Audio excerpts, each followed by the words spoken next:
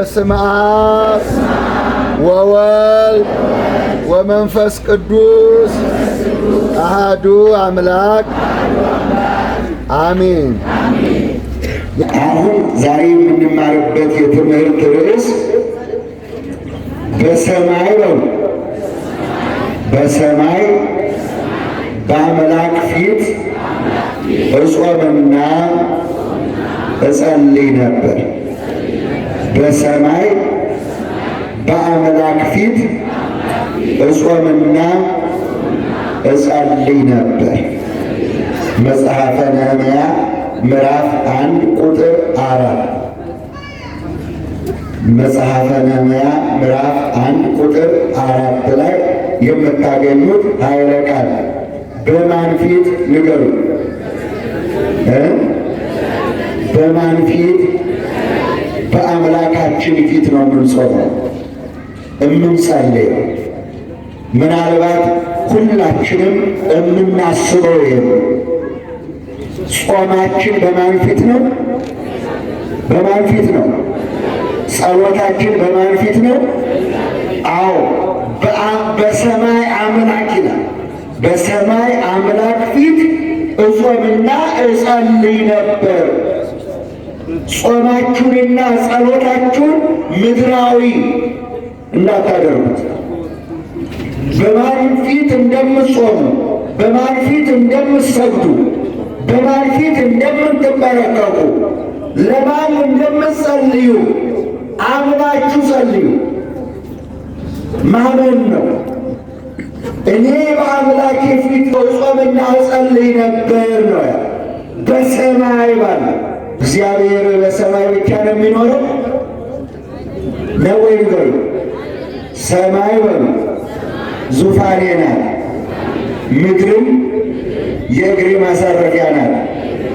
ምን አይነት ቤት ትሰሩልኛላችሁ ይላል። ሙሉ በኩል ሄደው እግዚአብሔር የማይኖርበት ቦታ የለም፣ የሌለበት ቦታ የለም። ነገር ግን ለምን በሰማይ ፊት አለ? ለምን በሰማይ አለ? አዎ ከእኛ በላይ መሆኑን ለማሰብ ነው። አይደለም ወገኖች?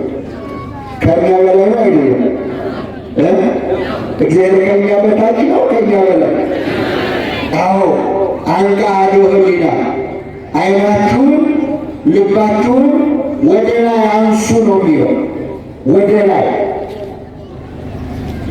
አቀርቅራችሁ እንዳትጸልዩ፣ አጎንብሳችሁ እንዳትጸልዩ፣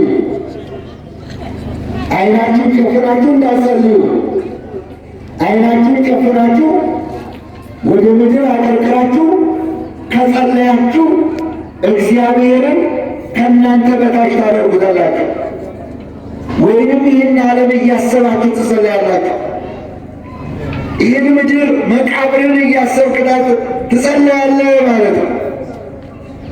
የእኛ ጌታ ግን ሰማያዊ አምላክ፣ የእኛ ግን አምላክ ወደ ላይ አንጋተን የምናየው አምላክ ነው። ዓይናችንን እንድናነሳ ተፈቅዶልናል።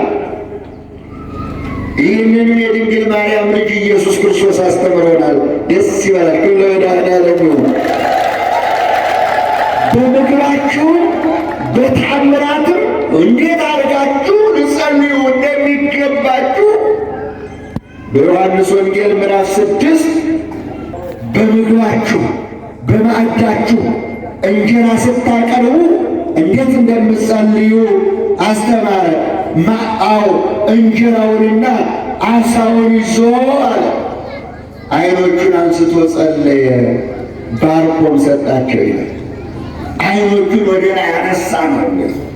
ዓይንን ጨፍን እንዳትጸልዩ፣ ዓይንን ጨፍን እንዳትጸልዩ።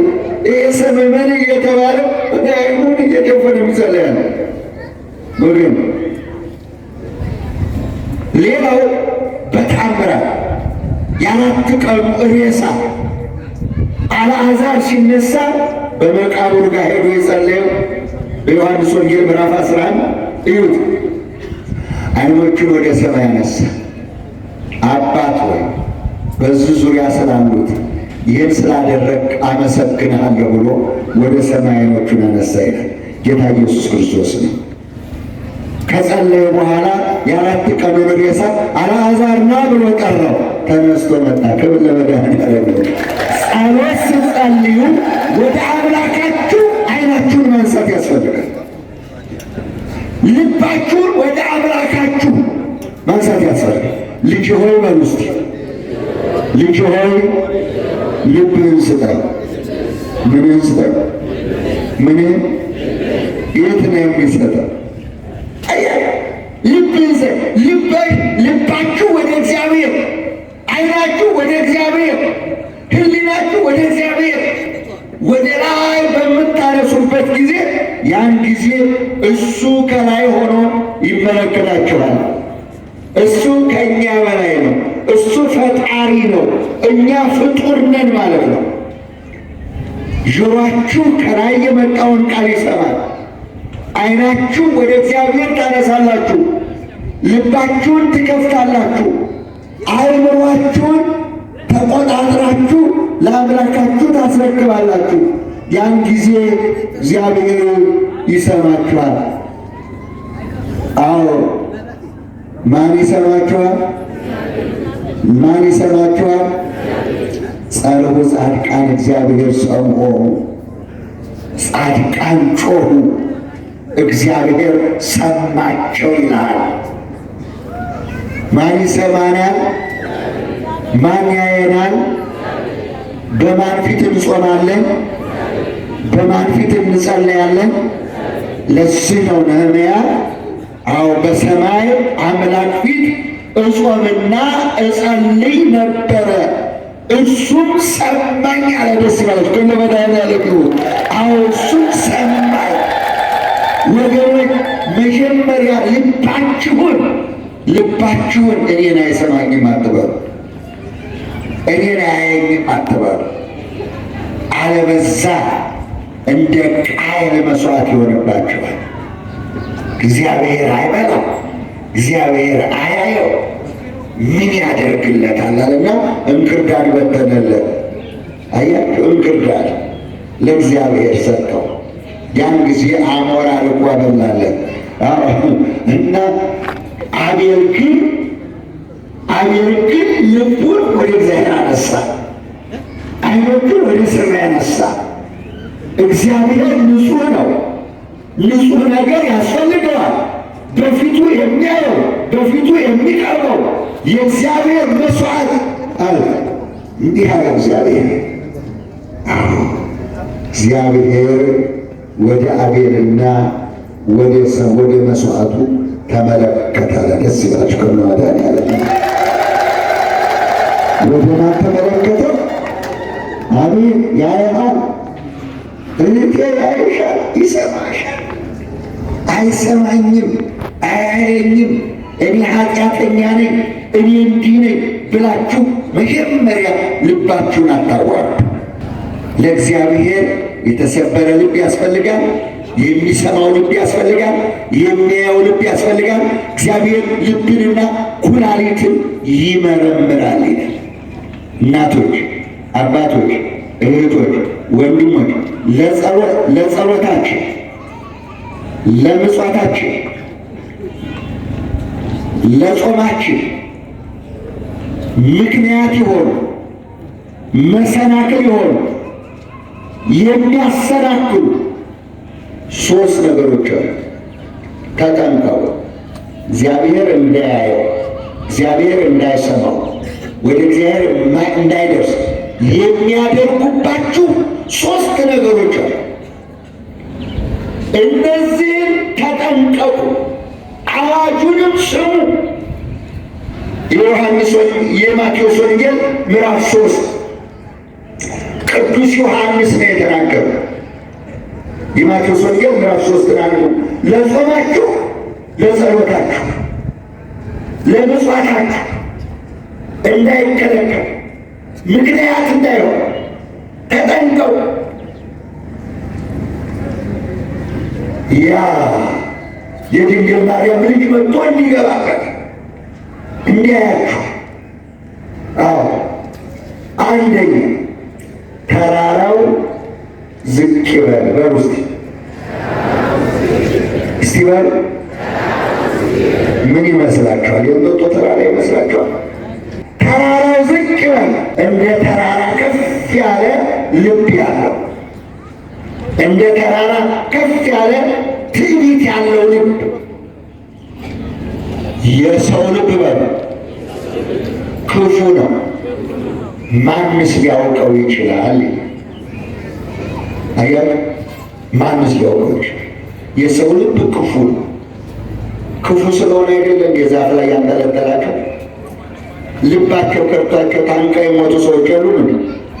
መርዝ የጠጡና የሞቱ ሰዎች የሉም? ወደ ገሃነም የወረዱ ሰዎች የሉም? የታነቀ ሰው፣ መርዝ የጠጣ ሰው፣ ራሱን ያጠፋ ሰው እኮ አይፈታም። የመንግሥተ ሰማያት ቁልፍ እኮ አይሰጠው። ልባቸው ከርቷቸው እኮ ነው።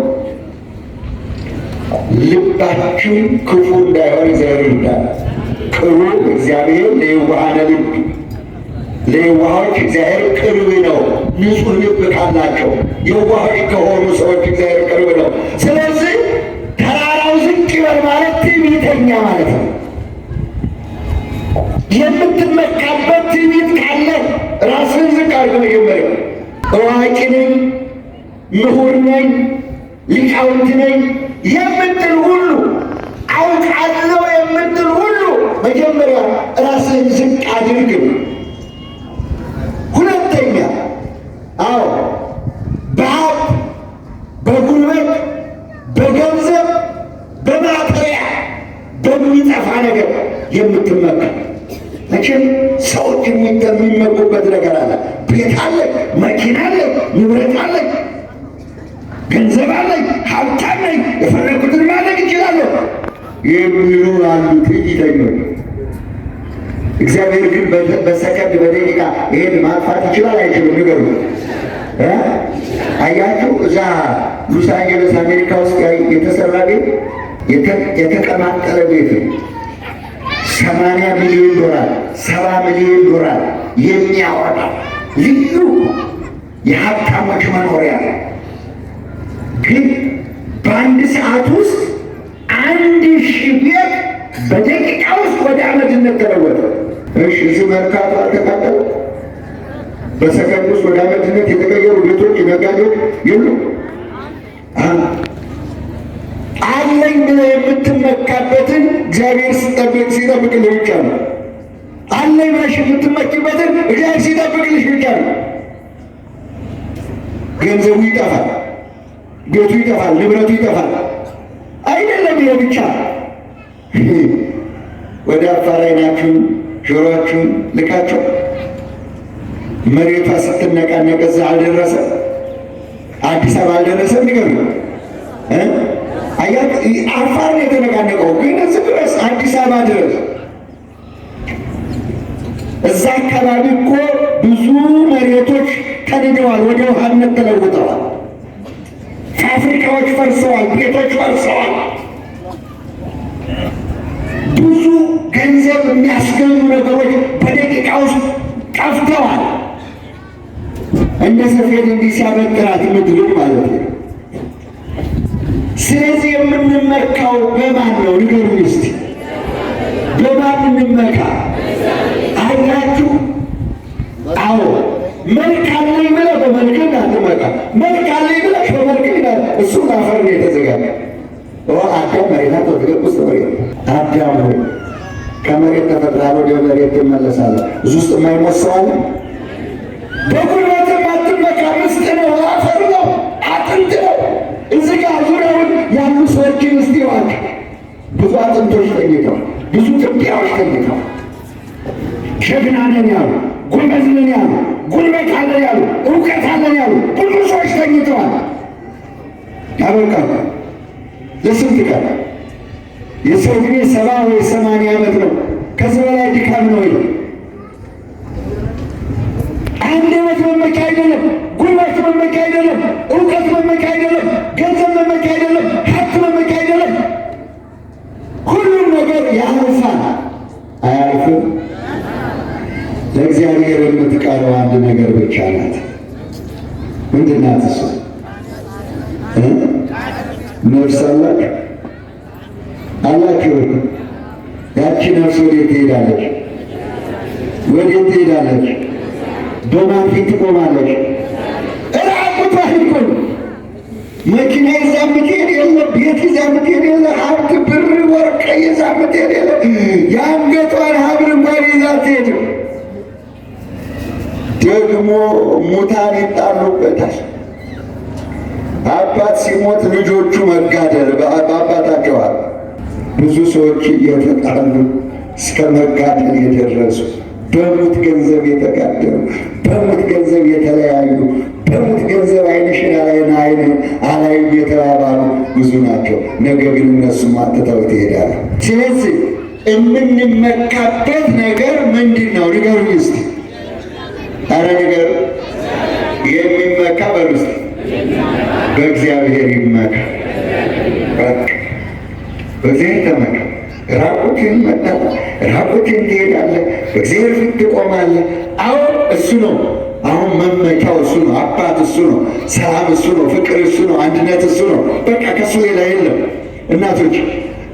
ስለዚህ ይሄ ትምክህት የያዘው የሚመካ ሰው፣ ትዕቢት የያዘው ሰው ትዕቢቱ ተራራው ዝቅ ይበላል።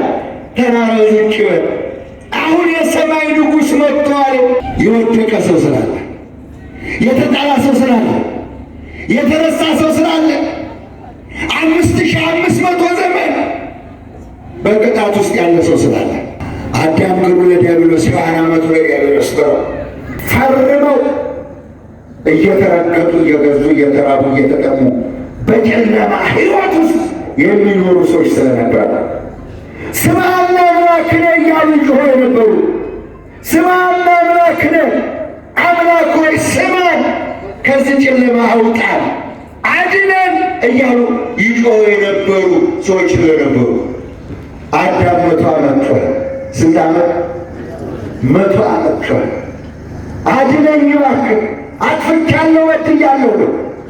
ታዲያ የእኛ ጌታ ለሚጮኹ ሰላም እኮ የሚጮኹ እኮ ፍቅር ነው። የሚጮኹ እኮ ይሰማል። እነሆ የሚጮኹትን ሰምቶ እንባቸውን አይቶ የእኛ ጌታ የድንግል ማርያም አዳም 100 ዓመት ሲያለቅስ ሰማና ከልጅ ልጅ ተወልጄ በሜዳ ክልዬ ቀራንዮ ተሰቅዬ ሥጋዬን ቆርሼ ደሜን አፍስሼ ነፃ አወጣለሁ አለ። ሲያለች ክብለ ወደ እናቶች አባቶች እዛ በጨለማ ውስጥ ያለውን አዳምን ብርሃኑ ቦገን ክብረ ሲገባለት ሲመጣለት በጨለማ ውስጥ የነበሩ ብርሃናዊ እንደተባለ አዳም ከሲኦል ብድግ አለና ተንሥኡ ለጸሎት አለ። ደስ ይበልሽ። ተንሥኡ ለጸሎት ተነሱ አለ።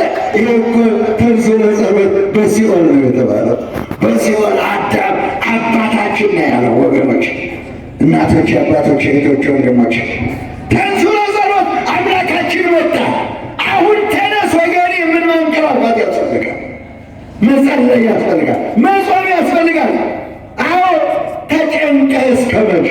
ተቸግረህ እስከ መቼ? ተርበህ እስከ መቼ? ስምዐነ አምላክነ በል ወገኔ። አሁን የጸሎት ጊዜ፣ አሁን የጩኸት ጊዜ፣ አሁን አምላካችንን የምናስጨንቅበት ጊዜ ነው ወገኖች። ማንቀላፋት ያስፈልግ። ወደ ፈተና እንዳትገቡ በሉ። ወደ ፈተና እንዳትገቡ ትጉና ጸልዩ። ወዴት እንዳትገቡ? ወዴት እንዳትገቡ? ወደ ፈተና እንዳትገቡ ትጉና ጸልዩ። ትጉና ጹሙ ወገኖች። ወደ ፈተና እንዳትገቡ። ፈተናው በዝቷል። ዓለም እግዚአብሔርን እየተወ ነው። ዓለም ወደ ሰይጣን ዓለም እየሄደ ነው። ዓለም ወደ ገሃነም እየተነዳ ነው። በዚያን ጊዜ ባፋቸው እሺ ይላሉ፣ በልባቸው ይከዳሉ። እረኛቸው ሞት ነው፣ ወደ ሲኦልም ይነዳሉ ይላል። የሚነዳቸው አጋንንት ሰይጣን ሰይጣን ነው አምላካችን ብለው ከቤተ ክርስቲያን እየወጡ ነው። ማኅተም እየበጠሱ ነው። ጾም እየሻሩ ነው። እግዚአብሔርን እየተለዩ ነው። ወገን በዚህ ሰዓት መተኛት ያስፈልጋል። በዚህ ሰዓት መንቀላፋት ያስፈልጋል። በዚህ ሰዓት መንበርከክ ያስፈልጋል። ሁሉ በእጁ ስለሆነ፣ መድኃኒቱ በእጁ ስለሆነ፣ መሳሪያው በእጁ ስለሆነ አንዱ የመጀመሪያው እንቅፋቱን ማስወገድ ከትዕቢት ባዶነት። መቼም ባዶ ዕቃ መቼም ባዶ ሸክላ የሚሞላበት ይኖራል አይደለ ወገኖች? እንስራው ባዶ ሲሆን አይደል ውሃ የምትሞሉት? ማሰሮቹ ባዶ ሲሆኑ አይደለ የምትሞሏቸው? አይደለም ወገኖች? እናንተም ራሳችሁን ባዶ ስትሆኑ፣ ራሳችሁን ባዶ ስታደርጉ አምላካችን ድንግል ማርያምንና ከነልጇ እሱ ሲሞላበት ያን ጊዜ የምትፈልጉትን ነገር ታገኛላችሁ። ከትዕቢት ከአጋንንት ከትዕቢት ከዚህ ሁሉ ወጥታችሁ ባዶ ካደረጋችሁ፣ ራሳችሁን ባዶ ካደረጋችሁ ትሞላላችሁ፣ ይሞላችኋል። ያው ባዶ ሸክላዎችን ሰብስቢ፣ በሩንም ዝጊ፣ ከልጆችሽ ጋር ቁጭ በይ። ያን ጊዜ በሯን ዘጋች፣ ሸክላዎቿን ሰበሰበች። እግዚአብሔር ዘይቱን አዘነበው። ክብር ለመድኃኔዓለም ይሁን። ማሰሮቹ ሁሉ እስኪሞሉ ድረስ ዘይቱ ፈስ ነበር። ክብር ለእሱ ይሁን። ያኔ ሸክላዎቹ እኛ ነን ወገኖች። አዎ ከሰማይ የፈሰሰው ዘይት የእግዚአብሔር ፍቅር ነው። ፍቅር ሰሐቦ ለወልድ ኃያል መንበሩ አብጽሖ እስከ ለሞት። አዎ ያለምንም ስጦታ ያለምንም ነገር እንዲሁ አምላክ ዓለሙን ወደደው። እንዲሁ የወደደን አምላክ ክብር ለእሱ ይሁን። እግዚአብሔር ይመስገን። እንዲሁ ወደደው። የሰማይ ዘይት ማሰሮቹን ሁሉ ሞላቸው። ፍቅር እኮ ነው ወገኔ። ፍቅር ሰሐቦ ለወልድ የሰው ፍቅር እኮ ነው የሳበው ኢየሱስ ክርስቶስ። የሰው ፍቅር እኮ ነው ሰው እንዲሆን ያደረገው፣ ከድንግል ማርያም እንዲወለድ ያደረገው የሰው ፍቅር ነው። በጥፊ ያስመታው የሰው ፍቅር ነው። ምራቅ የተደፋበት ለሰው ፍቅር ብሎ ነው። አዎ 6666 ጊዜ የተደረገው ስቃው የተቆራረጠው ደግሞ የፈሰሰው። አዎ በፍጡር እጅ በጥፊ የተመታው ለእኔና ለእናንተ አይደለም ነው አይደለም? ንገሩ። ዓለሙን እንዲወደደው ዓለምን ሊያድን ነው እንጂ የመጣው ሊያጠፋ አልመጣም። የድንግል ማርያም እንጂ።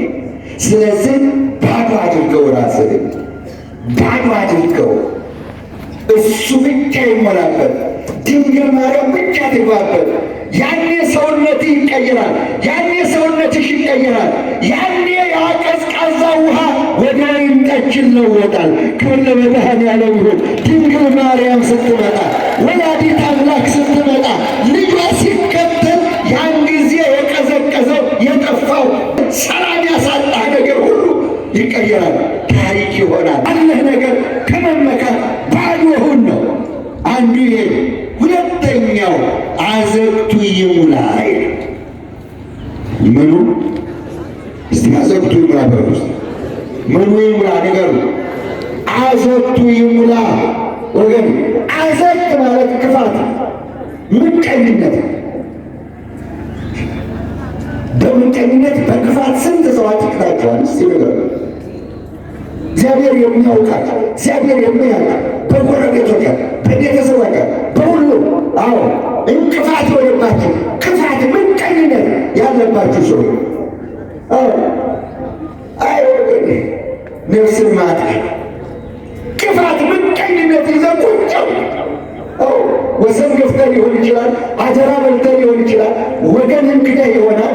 አዎ ለዚህ ለማይረባ ለማይጠቅም ገንዘብ አዎ አልሰጠሽኝም አልሰጠኝም ብለህ የካድከው ገንዘብ ካለ ገንዘብ የካደ አደራ ይበላል። ክፋት፣ ምቀኝነት ወሰን የገፋ ቤት ያፈረሰ አገር ያፈረሰ ወገኔ። ክፋት፣ ምቀኝነት በክፋት በምቀኝነት አዎ አንዳንዶች መቼም ያልታደሉ አሉ። በነጠላና በቀሚስ የሚቀሩ አሉ። እንዴ እሷ በየጠዋቱና በየማታው ቤተ ክርስቲያን ትወጣለች። ምን አመጣሽ? ይኸው በየቀኑ ቤተ ክርስቲያን ይወጣል። ምን ምን አመጣ ብለው የሚቀሩ እኮ አሉ።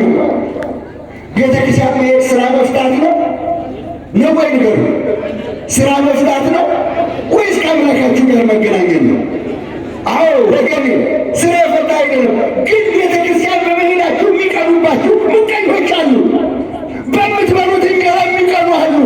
በምትለብሱት ልብስ የሚቀኑ አሉ። ያልታደሉ ሰዎች ማለት ነው። መኪና ከያዛችሁ አይ ሰርቆ ነው ወይ ሰርቆ ነው ነው የምትሉ። ቤት ከሰራችሁ አይ ሰርቆ ነው ወይ ሰርቆ ነው። አሳድጎ ሰርቶ አግኝቶ ቆጥሮ እንደዚህ የሚላችሁ የለም እኮ። ወይ ሰርቋል ወይ ሰርቋል ነው አይደለም ወገኖች? ምቀኛ ማለት እንደዚህ ምቀኛ ማለት እግዚአብሔር የሰጠህን እግዚአብሔር የሰጠህን ወሬ ባሉባልታ ሊነጥቋችሁ የሚፈልጉ ብዙ ናቸው። እናንተ ግን ራሳችሁን ታውቃላችሁ አይደል? ታውቃላችሁ አታውቁ?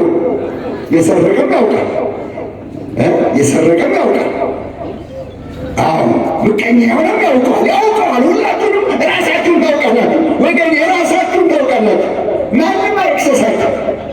እንደዚህ ካደረጋችሁ ራሳችሁን ቅሰሱ። ራሳችሁን ለዩ። ራሳችሁን እኔ ማንን ብላችሁ ራሳችሁን ለዩ። አቅማችሁን አውቁ። ነገ ማንን እንደሚጠራችሁ አታውቁ። ብዙ ሰዎች እኮ መንገድ ላይ ሲሄዱ ያርፋል። ብዙ ሰዎች እኮ መኪና ውስጥ ያርፋል። ብዙ ሰዎች ሶፋቸው ላይ ቁጭ ብለው ያርፋል። ያለ ድካም ያለ ጣር። እናቶች፣ አባቶች፣ እህቶች ነው። የእግዚአብሔር ደብዳቤ ሲመጣ ቀጠሮ አለው ወይ? አሁን መቼ እንደምትሄዱ ታውቃላችሁ? መቼ ደብዳቤ እንደሚመጣላችሁ ታውቃላችሁ? ደብዳቤው ሲመጣ አይ ቆም፣ አሁን አልተዘጋጀውም ማለት ትችላላችሁ? እስመ ይትፈጸም አፍ ዘይነብብ አመፃ። አመፅ ሽንገላ የምትናገር አንደበት ትዘጋለች ይላል። እጃችሁ፣ እግራችሁ፣ አንደበታችሁ ይታሰራል። ከዛ በኋላ የለም ምቀኛ ነኝ፣ የለም ክፉ ስራ አድርጌያለሁ፣ የለም አዘቱ ክፋት፣ ምቀኝነት ያለብኝን ተናግጄ ተናዝዤ ንስሐ ገብቼ ልምጣ ማለት አይቻልም። ዛሬ የመዳን ቀን መቼ ነው? አረጋግጡ። የመዳን ቀን መቼ ነው? ሁለተኛ ቆሮንቶስ ምዕራፍ 6 የመዳን ቀን ዛሬ ነው። የመዳን ቀን ዛሬ። መተንፈስ ስትችል፣ መስራት ስትችል፣ መናዘዝ ስትችል፣ መሄድ ስትችል፣ አዎ መናገር ስትችል፣ አዎ ዛሬ ቤተክርስቲያን መጥተሃል። እንኳን ደስ አለ። ክብር ለመድኃኒዓለም። እንኳን ደስ አለ። ዛሬ በእመቤታችን ደጅ ወጥቼ፣ አዎ ኃጢአቴን ተናዝዤ፣ አዎ ቃሉን ሰምቼ፣ አዎ በእሷ ደጅ እፎይ ብዬ ሸክሜን አራግፌ እመጣለሁ ብላችሁ መጣችሁ። እንኳን ደስ አላችሁ። ክብር ለመድኃኒዓለም። ያዘቱ አዎ ክፋቱ እዚህ ጋር ጣሉ። ተመልሶ መሄድ የለበትም። ተመልሶ መሄድ የለበትም ወገኖች።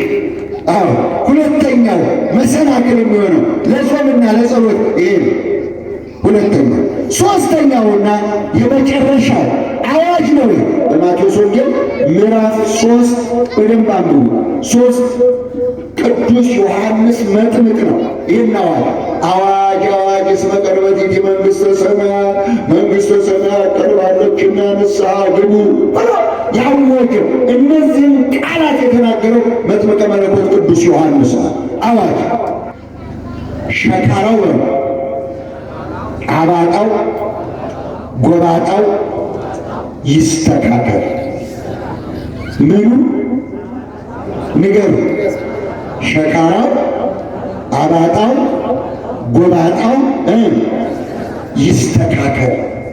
የሰላም ንጉሥ መጥቷል አለ። ክብር ለመድኃኒዓለም ይሁን። የሰላም ንጉሥ እሱ ኃያል አምላክ ነው። እሱ የዘላለም አባት ነው። እሱ የሰላም አለቃ ነው። ትንቢተ ኢሳይያስ ምዕራፍ 9 ቁጥር 6 ላይ አንብቡ። እሱ ኃያል አምላክ ነው። እሱ የዘላለም አባት ነው። እሱ የሰላም አለቃ ነው። አሁን መጥቷል። አዎ ይስተካከል። አባጣ ጎባጣው ሸቃለው ይስተካከል። የሰላም ንጉሥ እንዲገባ ቂም በቀል ነው። ሸካራ የተባለው ቂም በቀል ነው። ጎባጣ የተባለው ቂም በቀል ነው።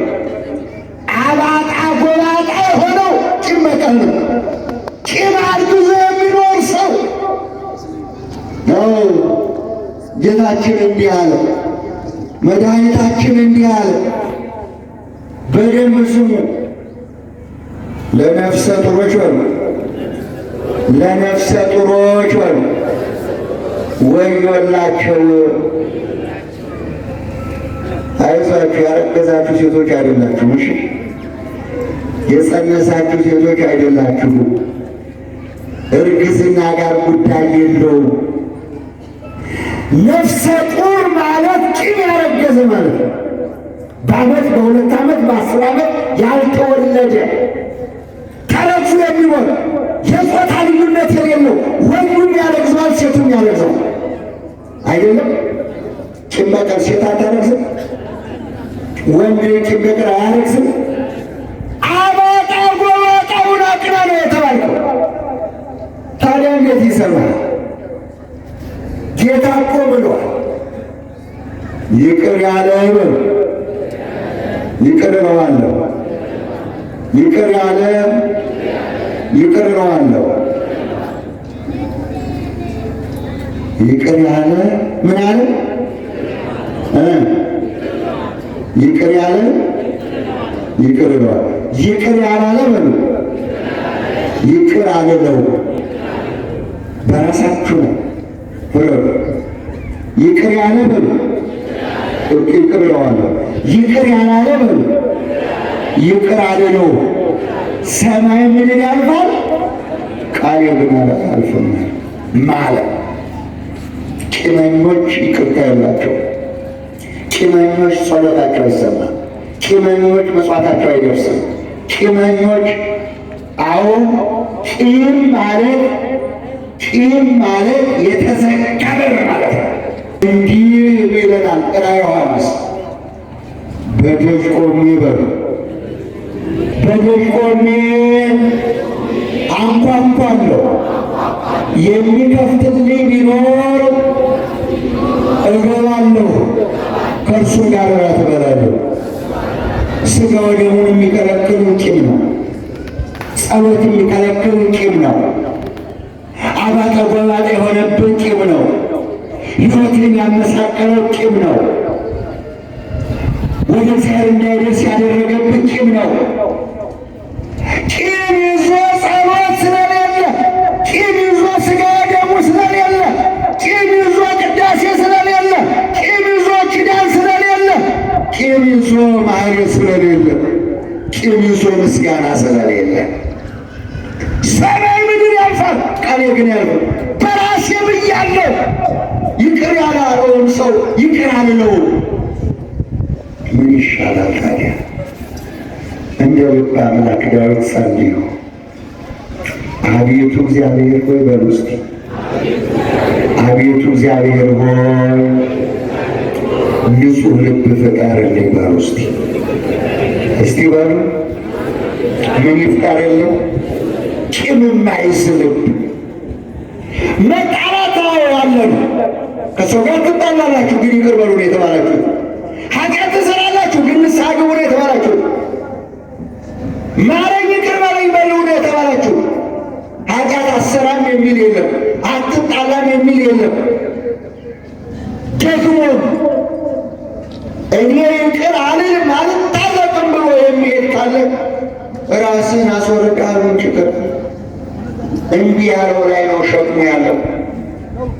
እምቢ የሚል ሰው ላይ ነው ሸክሙ ያለው። እሺ የማይል ሰው ላይ ነው ለሽማግሌ ያስደረገ። የሚያስታርቁ ብፁዓን ናቸው የእግዚአብሔር ልጆች ይባላሉና። ከቻላችሁ አስታርቁ፣ ከቻላችሁ አስታርቁ። የሚያስታርቁ ብፁዓን ናቸው የእግዚአብሔር ልጆች፣ የሚምሩ ብፁዓን ናቸው ይማራሉ። አቤቱን ንጹሕ ልብ ፍጠርልን በሉ እስቲ እባካችሁ። አቤቱን ንጹሕ ልብ ፍጠርልን በሉ። ጸልዩ። ልባችሁ እንዲህ ያላችሁ ቂማችሁ ቁስላችሁ አልሽ ያላችሁ ሰዎች ጸልዩ። አባጣ ጎባጣው ካልተስተካከለ ከቤት ከንብረት ጀምሮ አይስተካከልልህ። ሕይወት እንዲስተካከል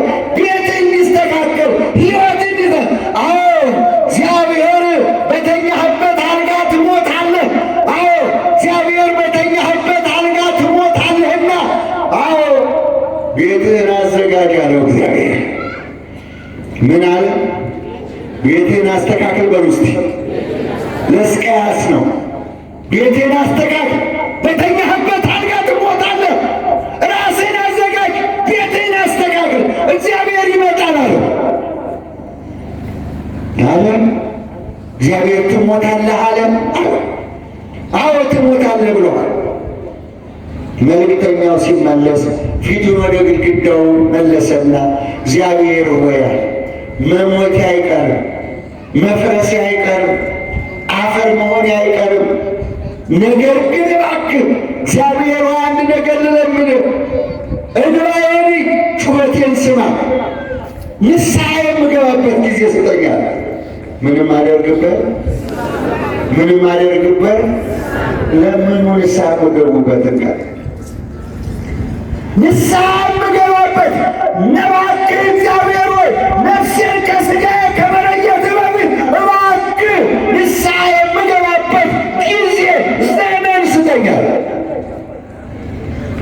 ያን ጊዜ እግዚአብሔር እንዲህ አለ፣ ጩኸትን ሰምቻለሁ፣ እንባህን አይቻለሁ። ንስሐ የምትገባበት 15 ዓመት ሰጥቻለሁ አለ የእኛ ጌታ። ክብር ለመድኃኔዓለም ይሁን። 15 ዓመት ሰጥቻለሁ። ምንም የምትልበት ንስሐ የምትገባበት አያችሁ። አዎ ለእኔ መስዋዕት ታቀርባለህ፣ ቤተ መቅደስ ትገባለህ። አዎ 15 ዓመት ቀጥይላል። ዕድሜያችሁ የተቆረጠባችሁ፣ ችግር የገጠማችሁ፣ ያለ ንስሐ ያልተጠራችሁ ዕድሜ ይቀጥልላችሁ። ችግራችሁን እግዚአብሔር ይፍታላችሁ። አምላካችን ችግራችንን ይፍታል። ሕይወቱን ይቀጥልልን ወገኖች፣ ሕይወቱን ይቀጥልልን እግዚአብሔር። አዎ እነዚህ 3 ነገሮች እዚህ በአምላክ ፊት በእግዚአብሔር ፊት ለሚጾመውና ለሚጸልየው ነገር እንቅፋት ናቸው። 3ቱ ነገሮች ትዕቢት፣ ምቀኝነት፣ ቂም። 3 የዚህን አስተካክሉ አምላካችን እንዲመጣ ነው ያለ። እነዚህ 3 ነገሮች ይስተካከሉ። እናቶች፣ አባቶች፣ እህቶች በአምላክ ፊት የሚጾም ጾም፣ በአምላክ ፊት የሚጸለይ ጸሎት ምን ያስገኛል? እነዚህን አሳይቻችሁ አበቃለሁ። ምን ያስገኛል? አዎ አንደኛ በእግዚአብሔር ፊት የሚጾም ጾም ምስጢር ይገልጣል። ጾማችሁ በእግዚአብሔር ከሆነ፣ ጸሎታችሁ በእግዚአብሔር ከሆነ፣ ስግደታችሁ በእግዚአብሔር ከሆነ ምስጢር ይገልጣል። መጽሐፈ ዕዝራ ምዕራፍ 8 ቁጥር 23 እዩት፣ አንብቡት። አሁን 5 ነገሮች ናቸው የምሰጣችሁ። 5ቱ ነገሮች ምን እንደሚሰጧችሁ በእግዚአብሔር ፊት ያለ ጾምና ጸሎት ምን እንደሚያስገኝላችሁ ነው አሁን የምነግራችሁ። አዎ በእግዚአብሔር ፊት የሚጾም የጸሎት ሱባኤ አዎ ምስጢር ይገልጣል። ይገለጽላችሁ አይደለም? እግዚአብሔር ምስጢሩን ይገለጽላችሁ። አሜን በሉ። ምስጢር ይገለጽላችሁ እግዚአብሔር።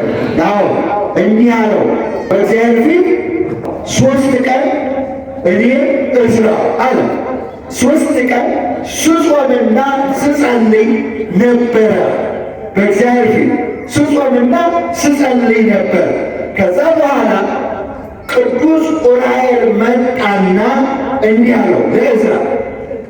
ቅዱስ ዑራኤል መጣና ይህንን ጾምህንና ጸሎትን 7 ቀን ብታደርገዋል። 7 ቀን 7 ማለት በዕብራውያን ፍጹም ማለት ነው። በዕብራውያን ፍጹም ማለት ነው። ይህንን ጾምንና ጸሎትን 7 ቀን ብታደርገው ከዚህ የበለጠ ምስጢር ይገለጽልሃል። ወደ ሲዎች ግን ምን ይገለጽልሃል? 7 ቀን ከአምላክ ጋር ብትገናኝ፣ 7 ቀን ከአምላክ ጋር ብትገናኝ፣ 7 ቀን ቀኖና ብትወስድ የሙሴን ማርያም አሮን አዎ በእግዚአብሔር ፊት አጉረመረሙ ይላል። አጉረምራሚዎች መቼም ደጎች አይደሉም። ለምን ታንገለጉ አሕዛብ ወሕዝቡን ይነበቡ ከንቶ ይላል። አሕዛብ ለምን አጉረመረሙ፣ ወገኖችስ ለምን ከንቱን ነገር ተናገሩ ይላል። አጉረመረሙ ይላል። ያን ጊዜ እግዚአብሔር አሮንና ማርያምን በለምጽ መታቸው ይላል። ለምጽ ኃጢአት በለምጽ መታቸው ይላል። ያን ጊዜ ሙሴ እግዚአብሔር ሆይ እባክህ ይቅር በላቸው፣ እባክህ ማራቸው ብሎ ወደ እግዚአብሔር ጸለየ። 7 ቀን በጨለማ ቤት ዘጋቸዋለሁ።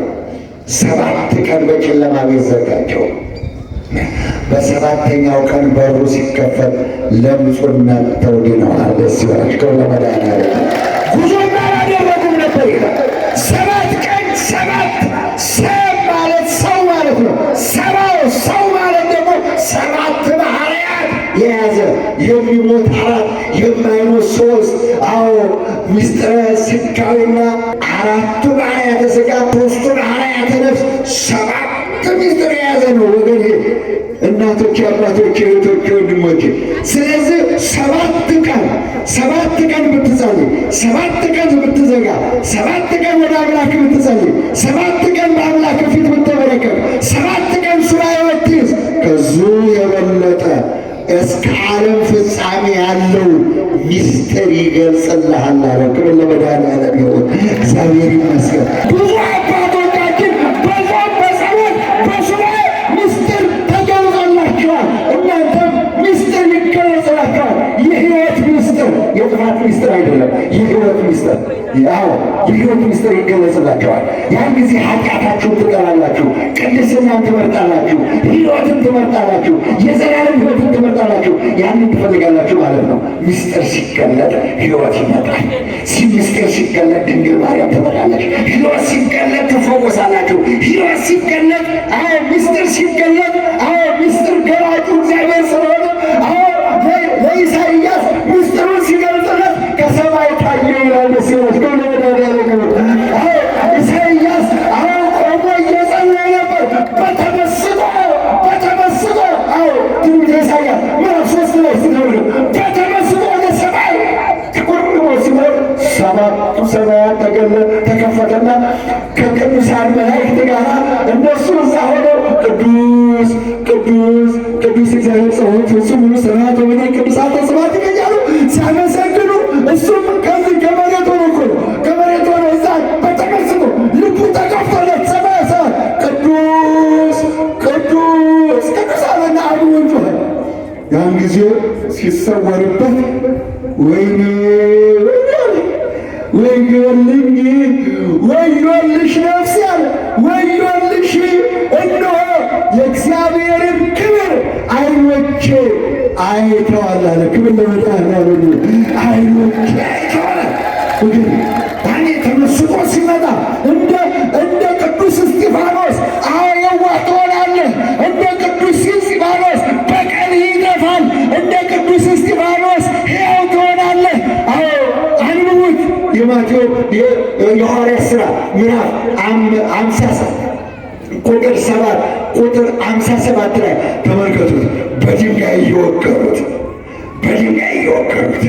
ደሙን እያዘራ በጉልበቱ ተንበርክኮ ጌታዬ ኢየሱስ ክርስቶስ ሆይ ይህንን በደልና ኃጢአት አትቁጠርባቸው ብሎ ጸለየ። ያኔ ነው በቀሉ የጠፉ። አያቸው። ቅዱስ እስጢፋኖስ 7 የብርሃን አክሊል ተጎናጽፎ አንቀላፋ ይላል። ክብር ለመድኃኒዓለም ይሁን። ምስጢሩ ሲገለጽለት ዓይናችሁን አንሱ ትላለህ ወገኔ፣ ዓይናችሁን አንሱ ትላለህ። እንደ ቅዱስ እስጢፋኖስ ዓይናችሁን አንሱና እዩ አለ። ለእነሱ አይታያቸውም፣ ግን ያደርጋል። እሱ ግን ጌታ በዙፋኑ በክብሩ ተቀምጦ አየ። የጌታ ክብር ተገለጸለት። የእግዚአብሔር ክብር ተገለጸለት። ታዲያ ዓይናችሁን አንሱ ግን የት ይወጣቸው? ያኔ ምስጢሩ ሲገባ ጾምህ፣ ጸሎትህ፣ ስግደትህ ወደ አምላክህ ሲደርስ ምስጢር ይገልጽልሃል ወገን። ሁለተኛው ደግሞ በእግዚአብሔር ፊት የሚጾምና የሚጸለይ ወደ እግዚአብሔር የደረሰ ጾምና ጸሎት እንዲህ ያለ ምስጢር ያመጣላል። ከሞት ያድናል። እስቲ በሉ ከሞት ያድናል በሉ። እስቲ ከሞት ያድናል በሉ። ጾምና ጸሎት ከሞት ያድናል በሉ። ጾምና ጸሎት ሞት የተፈረደበትን ሰው ሕይወት ይሰጣል በሉ። እስቲ ሕይወት ይሰጣል በሉ። እስቲ ክብር ለመድኃኔዓለም ይሁን። መጽሐፈ አስቴር ምዕራፍ 7 ቁጥር 9 አንብቡ። ግን ታሪኩን በሙሉ ለማወቅ ከፈለጋችሁ መጽሐፈ አስቴር ምዕራፍ 3 እስከ ምዕራፍ 7 አንብቡ። ታሪኩ በሙሉ ከ3 እስከ 7 ያለው መጽሐፈ አስቴር ምዕራፍ 3 ምዕራፍ 7 ቁጥር እኔ አሁን የምናገረው ግን ምዕራፍ 7 ቁጥር 9 ላይ ያለው ሞት ታወጀባቸው። ለአይሁዳውያን በ3 ቀን ውስጥ ሞት ታወጀባቸው። እንዲገደሉ፣ እንዲጠፉ፣ ከምድሪቷ እንዲጠፉ ሞት ታዘዘባቸው። አዎ ምድራዊው ንጉሥ ፈርሟል። ምድራዊው ንጉሥ አዋጁን አውጆ እነኚህ ሰዎች ከምድሪቱ ላይ እንዲጠፉ ምድራዊ ንጉሥ ማኅተሙን አሳርፎ አዋጁን አውጇል። አስቴር ግን ወደ ሰማይ ንጉሥ ይግባኛለች። ክብር ለመድኃኔዓለም ይሁን። እባካችሁ አመስግኑት እግዚአብሔር። ከምድራዊ ነገሥታት በላይ ማን አለ? ንገሩኝ እስቲ። ከምድራዊ ነገሥታት ከምድራዊ ባለሥልጣን በላይ ማን አለ? ንገሩኝ። እግዚአብሔር የንጉሶች ንጉሥ፣ የጌቶች ጌታ። የጌቶች ጌታ፣ የንጉሶች ንጉሥ፣ የሀብታሞች ሀብታም ማን ነው? ማን ነው? ንገሩኝ። እሱ እኮ ነው። እሱ ነው ወገኔ። አልፋ ኦሜጋ ይባላል። ዓለም ሳይፈጠር የነበረ አሁንም ያለ ዓለምን አሳልፎ የሚኖር አልፋ ኦሜጋ ክብር ለእሱ ይሁን። እሷ ከምድራዊው ንጉሥ በላይ ላለው ለሰማዩ አምላክ ይግባኛለች። 3 ቀን አዋጅ አወጀች። በሰማይ ንጉሥ ፊት በእግዚአብሔር ፊት 3 ቀን እንድትጾሙና እንድትጸልዩ አመድ እንድትነሰንሱ ወደ አምላካችሁ እንድትወድቁ 3 ቀን አውጃለሁ አለች አስቴር። ክብር ለመድኃኔዓለም ይሁን። ያ የሰማይ አምላክ እግዚአብሔር ጾሙንና ጸሎቱን ተቀበለ። በዛ በጾምና በጸሎት ውስጥ ያ ሞት ያወጀው ንጉሥ አንድ መልእክት መጣለት። ይገርማል በጣም። ሞትን ያሳወጀው ሐማ የሚባል ሞት የታወጀበት ደግሞ መርዶክዮስ ይባላል። ንጉሡ እንዲገደሉ ያዘዘው በሁለተኛው ቀን ጾሙና ጸሎቱ በተጀመረ በሁለተኛው ቀን እንቅልፍ አሳጣው ይላል። እንቅልፍ አጥቶ መኝታ አቃተውና እስቲ እባካችሁ ከመዛግብት መጽሐፍ አምጣችሁ አንብቡልኝ አላቸው። አሁን ሲያነቡ ያ ሞት የተፈረደበት መርዶክዮስ ለንጉሡ ታላቅ ውለታ ውሏል። አይገርም? እንቅልፍ አሳጥቶ ከመዛግብት መጥቶ ሲነበብ ሞት የተፈረደበት ሰውዬ ንጉሡን ከሞት አድኗል። ለንጉሡ ታላቅ ውለታ ውሏል። አነበቡለት። ቋንቋ ያቁም አለና አንባቢው ለዚህ ሰው ምን ተደረገለት አለ። ያ ምስኪን ነው፣ እዛ በር ቁጭ ብሎ ነው የሚውለው። ምስኪን ነው፣ ድሃ ነው፣ ደግሞ ሞት ታውጆበታል። ለዚህ ሰው ምን ተደረገለት አለ። እስቲ ኃላፊ ጥሩልኛል ቢጠራ ያ የሞት ቀንበር ያዘጋጀው መርቆሬዎስ እንዲሰቀል መስቀል የሞት መስቀል ያዘጋጀው ሐማ ተጠራ። ሐማ ተጠራ። እነዛ እየጸለዩ ነው። 3 ቀን ሱባኤ ይዘዋል። ወደ እግዚአብሔር እየጸለዩ ነው። አሁን ተጠራና ለንጉሱ ውለታ ነው አለ። ለንጉሱ ውለታ ነው አለ። ንጉሱን ከሞት ላዳነ ምን ይደረግለት ብለህ ትመክረኛለህ አለ። ንጉሱን ከሞት ላዳነ ለንጉሱ ውለታ ነው አለ። በንጉሱ በቅሎ እንዲቀመጥ በዙፋን እንዲቀመጥ የንጉሱን ልብስ ለብሶ በከተማ እንዲዞር አዋጅ እንዲታወጅለት ይደረግ አለው። መቼም እኔ ነኝ ብሎ ነው ሐማሽ ከኔ በላይ የሚወደው ሰው የለም ብሎ ነው። ይገርማል እኮ እግዚአብሔር እንዴት እንደሚመጣ እንዴት እንደሚያድናቸው አጣጡ።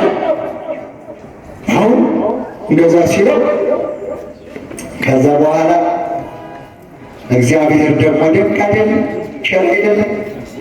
በል ፈጥነህ ሐማን ማለት ይህንን ላደረገ ለመርቆሬዎስ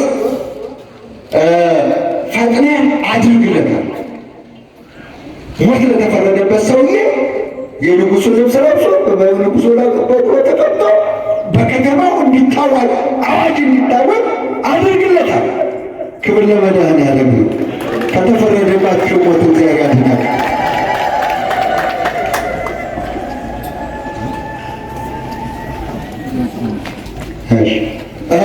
እና ከዛ በኋላ እግዚአብሔር ቸር መሐሪ ስለሆነ በሦስተኛው ቀን እግዚአብሔር ስራውን ሰራ። ያ ጾም ያ ጸሎት ወደ እግዚአብሔር አረገ። ያ ሰው በከተማ ተሾመ። ከዛ በኋላ ሐማ ደግሞ ያን ጉድጓድ ያዘጋጀው፣ ያን አዘቅት ያዘጋጀው፣ መስቀሉን የተከለው መርቆሬዎስን ሊሰቅል የነበረበት መስቀል ላይ ሐማ እንዲሰቀል ተፈረደበት። ሰይጣን አንዳንድ ጊዜ ቅዱስ ጳውሎስ የቆምክ ቢመስልህ አልቆምክምና ተጠንቀቅ ይላል። ተጠንቀቅ። በ3 ቀን ጾምና ጸሎት ሞት የተፈረደባቸው ወደ ሕይወት መጡ። ክብር ለመድኃኔዓለም። ወደ ሹመት መጡ። የሞት አዋጅ ወደ ሕይወት ተቀየረ። ዛሬም ወገኖች ብዙ ሰዎች ጉድጓድ ቆፍረውላችሁ ይችላል። ብዙ ሰዎች ከሰዋችሁ ይሆናል። ብዙ ሰዎች በሐሰት አስመስክረውባችሁ ይሆናል። ብዙ ሰዎች ክፉ ነገር አድርገውባችሁ ይሆናል። የእጃቸውን ያገኛሉ አይገኙ? የእጃቸውን ያገኛሉ አያገኙ? በእግዚአብሔር በሉ ተማምኗልና አድነዋለሁ። ድንግል ማርያም ለእናንተ ጋር ትሁን። አሜን በሉ ነው። ሶስተኛው ነገራቸው። ሶስተኛው አጋንንትን ያወጣል። በውስጥ አጋንንትን ያወጣል። በውስጥ የማቴዎስ ወንጌል ምዕራፍ 17 ቁጥር 21 የማቴዎስ ወንጌል ምዕራፍ 17 ቁጥር 21 ያለ ጾም በሉ ያለ ጸሎት አጋንንት ከእናንተ አይወጣም። ምን አይልም? ይህ አብሮ አደግ ሰይጣን፣ ይህ አብሮ አደግ ጋኔን ከእናንተ አይወጣም። ያለምን ሰይጣን ዲያብሎስ ጠላት ነው አይደለም? ንገሩ። አንዳንዱን ያሳብዶታል፣ አንዳንዱን ያስጨኸዋል፣ አንዳንዱን ይጥለዋል፣ አንዳንዱን ዝሙት ያሰራዋል፣ አንዳንዱን ያሸዋሸዋል፣ አንዳንዱን ያስከደዋል፣ አንዳንዱን ሌባ ያደርገዋል፣ አንዳንዱን ጉበኛ ያደርገዋል፣ አንዳንዱን ነፍሰ ገዳይ ያደርገዋል። ጠላታችን ማን ነው? ሰይጣን ካንተ ተራቀ፣ ሰይጣን ካንቺ ተራቀ። ጠላት የላችሁም። እሺ ጠላት የላችሁም። ጠላታችሁ ሰይጣን ዲያብሎስ ነው። ስለዚህ አለ ጌታ ኢየሱስ ክርስቶስ፣ ስለዚህ ያለ ጾምና ያለ ጸሎት ይህ አይነቱ አጋንንት አይወጣም። በጾም በጸሎት በስግደት አጋንንት ከእናንተ ይወጣል። እናንተም ታምናላችሁ። ለዚያችሁ እናንተም ታምናላችሁ። እናቶች አባቶች፣ እንግዲህ አንደኛ ምስጢር ይገልጣል፣ ሁለተኛ ከሞት ያድናል፣ ሶስተኛ አጋንንት ያወጣል፣ አራተኛ ስጋን ይገዛል። ስጋን ይገዛል በርስቲ ስጋን ይገዛል በርስቲ።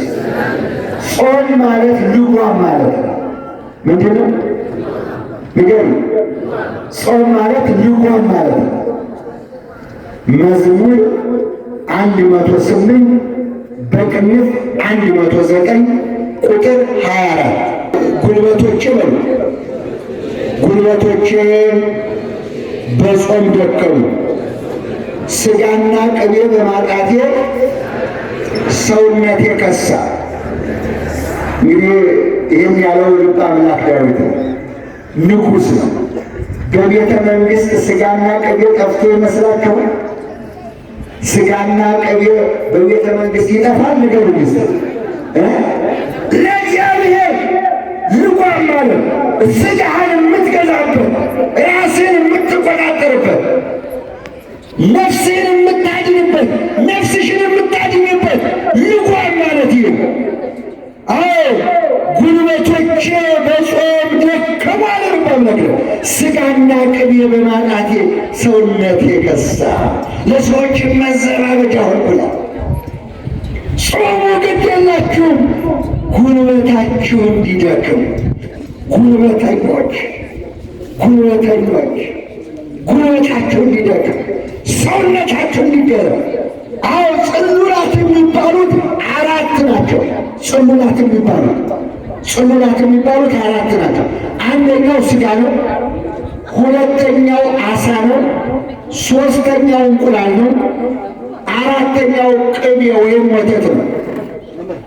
አራት ናቸው። እነዚህ ነው ጽሉላት የምንለው። በዓመት 7 ጊዜ የምንጾማቸው እነዚህ ናቸው። ሥጋ፣ ወተት፣ ቅቤ፣ ዓሣ፣ እንቁላል። ዓሣ ደም ይወጣዋል።